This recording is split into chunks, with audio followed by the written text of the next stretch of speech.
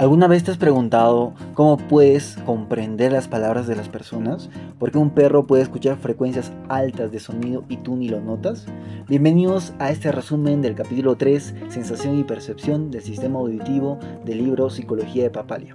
Al final de este video quiero que comprendas cómo se compone y funciona el sistema auditivo, así que vamos a ello de una vez. Antes de comprender la morfofisiología del sistema auditivo necesitas comprender algunos conceptos básicos, como la naturaleza del sonido, por ejemplo. ¿Qué es el sonido?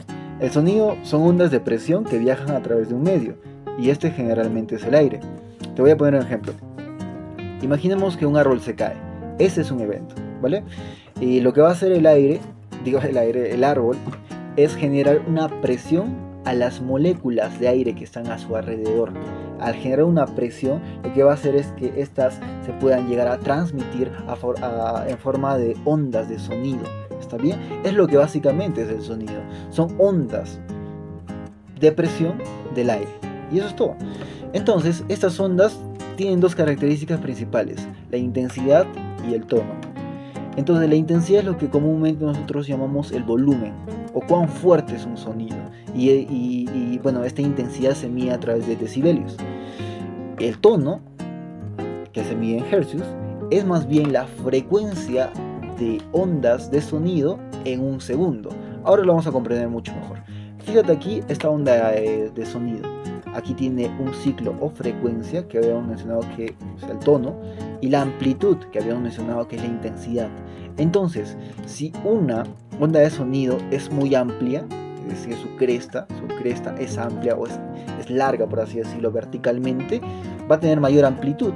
Y al tener mayor amplitud, la intensidad de volumen va a ser más alta, es decir, el sonido va a ser más fuerte. Por otro lado, el tono, medido en hertz, lo que hace es medir o determinar si un sonido es agudo o es grave. ¿Está bien? Entonces, por ejemplo, el tono de una mujer es usualmente más agudo que la de un hombre. Entonces, la frecuencia de sonido que emiten las mujeres es más alta. ¿Entiendes? Es lo que significa. La frecuencia implica, como te había mencionado, la cantidad de ondas de sonido dentro de un segundo. Entonces, pongámoslo en este sentido, ¿no?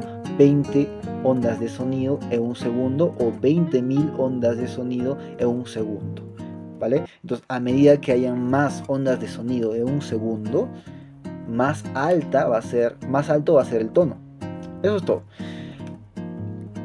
Ahora, comprendamos lo que es la anatomía de la audición antes de ver exactamente cómo funciona. Bien, la audición se compone de tres partes: un oído externo, un oído medio y un oído interno. Vamos con el oído externo primero, ¿vale? El oído externo se compone de un pabellón auricular o la oreja, lo que usualmente conocemos como oreja. Esto es el pabellón auricular. El conducto auditivo externo, o sea, lo que está dentro de la oreja, ¿no? Todo eso. Y la membrana timpánica. Esta es la membrana timpánica que va a dividir el oído externo del oído medio. Ahora vamos con el oído medio. El oído medio tiene la cavidad timpánica, que es todo esto, ¿vale? La cavidad timpánica es todo esto. Y huesecillos del oído.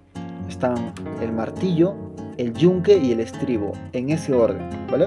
Y la ventana oval, que también separa como tal el oído medio del oído interno. Ahora lo vamos a ver. La ventana redonda y la trompa auditiva o la trompa de Eustaquio, que va a conectar la nasofaringe con el oído medio, que tiene la función de equilibrar las presiones, tanto externa como interna, ¿vale? Pero no vamos a hablar de eso ahorita porque se supone que estamos enfocados en hablar del sistema auditivo. Así que ahí lo dejamos. Entonces, ya que hemos visto lo que es el oído medio, vamos con el oído interno.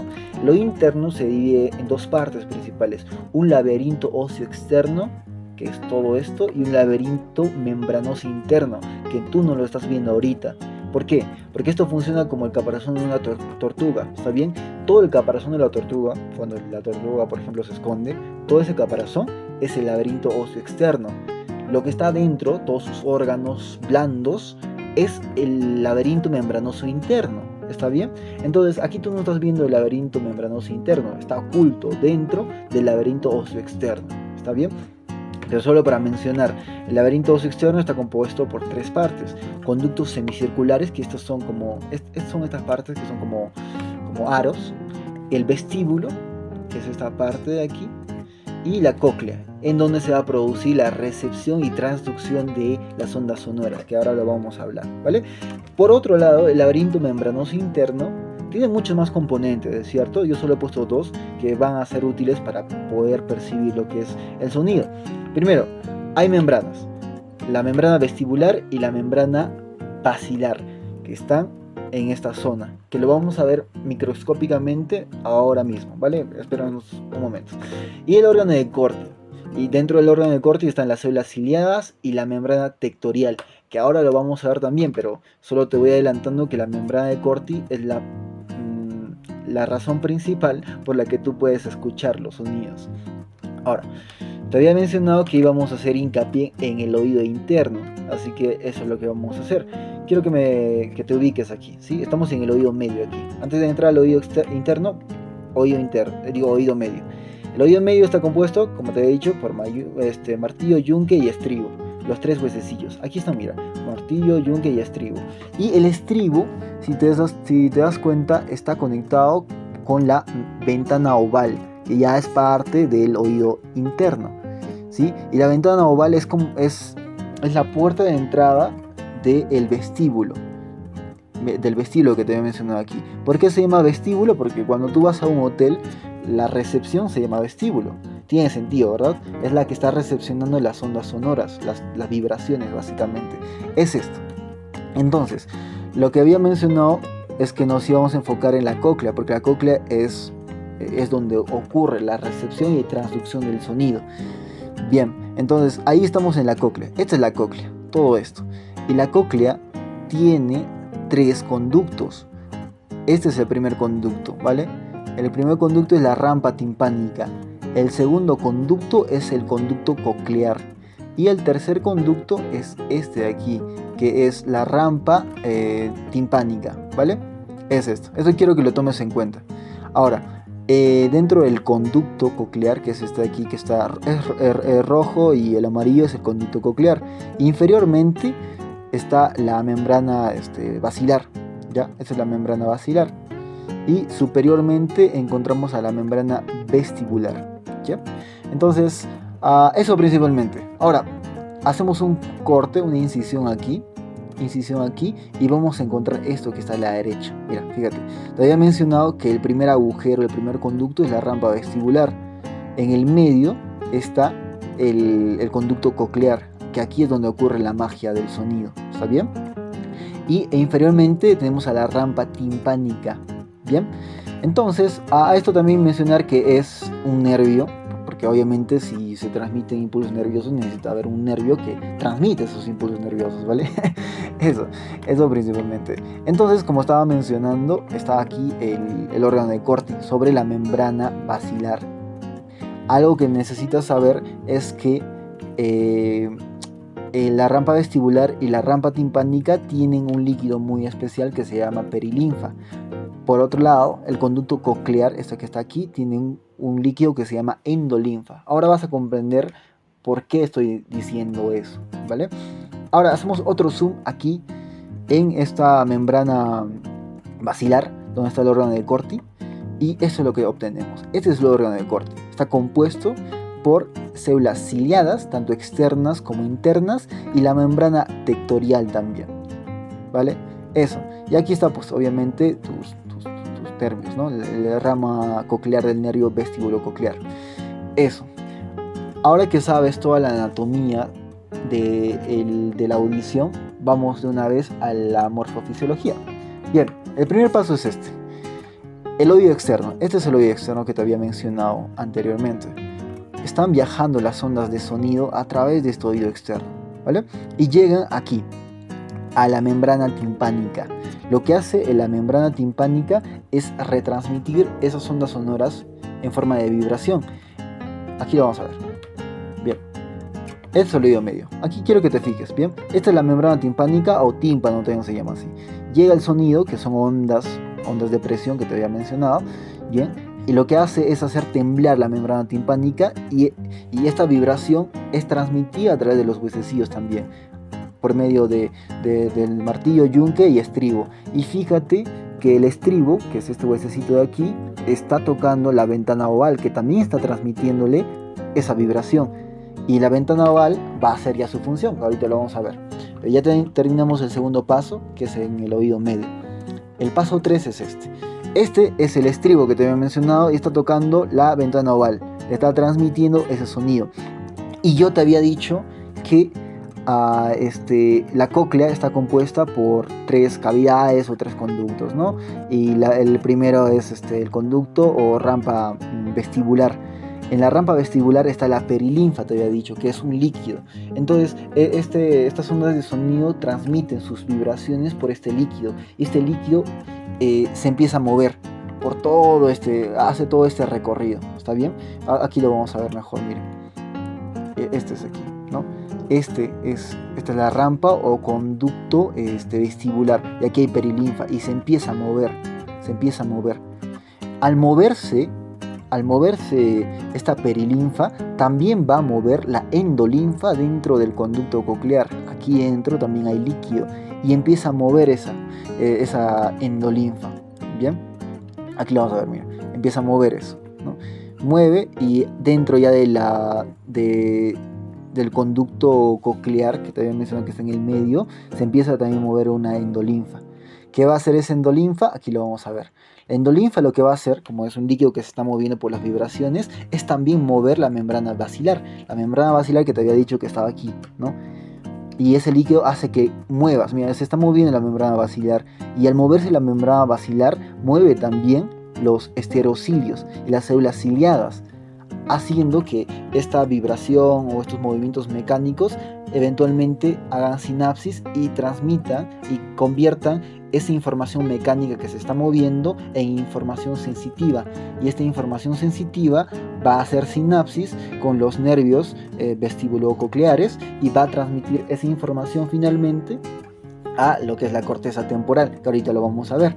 O sea, básicamente lo que te quiero decir es que la transducción es un proceso en donde esos movimientos mecánicos que se están produciendo por la endolinfa y también por la membrana basilar hacia las células ciliadas se convierten en impulsos nerviosos o información sensitiva para que el cerebro lo pueda interpretar, porque tu cerebro no puede interpretar sonidos. Lo que sucede es que estas células ciliadas interpretan esos movimientos mecánicos y lo convierten en información sensitiva para que tu cerebro recién pueda poder interpretarlas, ¿vale? Entonces, una vez que estas células ciliadas, date cuenta, interpretan y convierten esa información mecánica, estos movimientos que se están realizando gracias a la endolinfa vibrante, lo que hacen después es transmitir esa información hacia el nervio vestibulococlear. Y ese nervio vestibulococlear va a hacer esto. Ya fíjate, aquí está el nervio vestibulococlear. Lo que está haciendo es transmitir esa información, pasa por diferentes estructuras que no lo voy a mencionar aquí porque tampoco es el caso, pero el punto es que llega a la corteza cerebral, específicamente a la corteza auditiva primaria. Y fíjate aquí, la corteza auditiva primaria está en el lóbulo temporal, ¿vale? Eso, y es ahí donde recién tú interpretas el sonido. Y ahí puedes reconocer la amplitud, el nivel, el volumen, el tono, etcétera, etcétera. ¿Entiendes? Eso es básicamente lo que es la morfofisiología del sonido.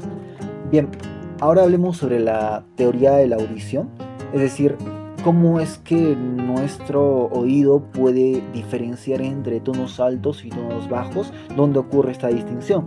Bien, esto principalmente ocurre dependiendo a dónde se transduce las vibraciones sonoras. Es decir, sabemos que esta es la cóclea, ¿verdad? Todo esto, desde aquí. En la cóclea tenemos un conducto coclear y en el conducto coclear, en la base o en el piso, está la membrana basilar, y en la membrana basilar está el órgano de Corti, y el órgano de Corti se distribuye por toda esta estructura. Entonces, según la teoría, el órgano de Corti, si está en la base, o sea, si la base del órgano de Corti interpreta o recepciona estas ondas sonoras, entonces estos sonidos van a ser de tonos altos. Por otra parte, si estos sonidos son interpretados aquí en el ápice de la cóclea, entonces van a ser de índole baja, ¿no? O sea, tonos bajos, básicamente. Entonces, si viene una frecuencia de sonido, por ejemplo, por aquí, y se interpreta aquí en la base, entonces tú vas a escuchar un sonido agudo. Se interpreta aquí en el ápice, vas a escuchar un tono grave, ¿vale? La otra teoría es la teoría de frecuencia, que dice que el ritmo de estimulación de la membrana determina el tono. Es decir, sabemos que tenemos una membrana basilar y la membrana basilar se va a mover gracias a la endolinfa, ¿ya? Se está moviendo, y si se mueve más rápido, o sea, vibra más rápido, entonces va a ser justamente tonos más altos. Si vibra más lento, son tonos más lentos. ¿Está bien? Eso. Ahora, también hablemos de la localización del sonido. ¿Cómo es que el cerebro puede distinguir de dónde vienen los sonidos? Es muy simple. O sea, hay una combinación de factores, ¿no? Primero, o sea, el tiempo de llegada. Si, digamos, un sonido demora en llegar y tu cerebro lo nota, entonces va a saber que está más lejos. Si es más rápido en llegar, entonces efectivamente te están hablando al oído, ¿vale? Ahora, el otro factor es justamente la diferencia de intensidad causada por la sombra sonora. ¿Qué es la sombra sonora? Simplemente es la diferencia de intensidad entre una oreja y la otra, o un oído y el otro, como quiere decirlo. Es decir, si tú me susurras o me hablas al oído derecho, yo voy a escuchar o voy a percibir más de mi oído derecho en contraposición de mi oído izquierdo, ¿vale? Entonces, tu cerebro va a interpretar esa diferencia como que el sonido viene de la derecha, porque de ahí se está escuchando o hay más intensidad de sonido. Entonces, así es como puede distinguir de dónde viene el sonido, ¿vale? Y a eso se le llama sombra sonora, que la sombra sonora, como te había mencionado, es la diferencia de intensidad entre una oreja, o claro, una oreja y la otra, o un oído y otro, ¿no? Para que lo puedas entender. Eso básicamente. Ahora, hablemos de la pérdida de audición. Hay dos formas de perder la audición: de manera sensorineural o de manera conductiva. La sensorineural implica que hay un daño en las células y los nervios involucrados en la transducción del sonido. Es decir, habíamos dicho que las células ciliares son las que transducen la información de las vibraciones. Entonces, si desaparecen o hay daño en estas células, obviamente vas a escuchar menos, o tu forma de escuchar o tu capacidad va a reducirse drásticamente.